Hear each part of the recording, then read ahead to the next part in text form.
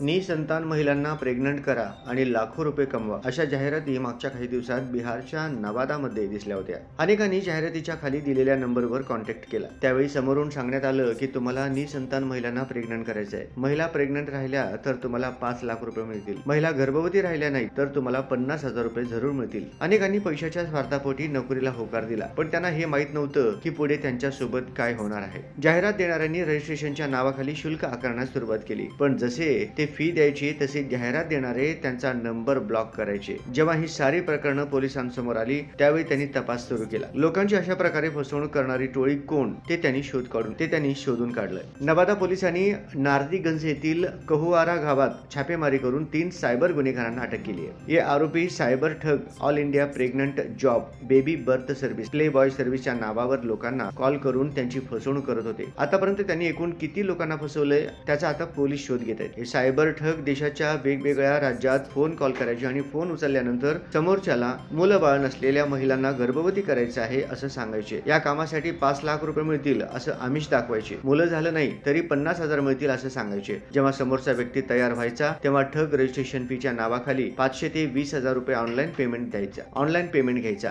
अनेक ठिकाणी जाहिराती पाहून लोक स्वतः कॉन्टॅक्ट करायचे। या सायबर गुन्हेगारांकडून पोलिसांनी 6 मोबाईल फोन जप्त केले आहेत। मोबाईल फोनच्या तपासात व्हॉट्सअप फोटो, ऑडिओ आणि व्यवहाराचे ट्रान्झॅक्शन मिळाले आहेत। राहुल कुमार वय 19, बोला कुमार वय 20 आणि प्रिन्स राज उर्फ पंकज कुमार वय 20 अशी सर्व आरोपींची नावे आहेत। सर्व आरोपी कहुआरा गावचे निवासी आहेत।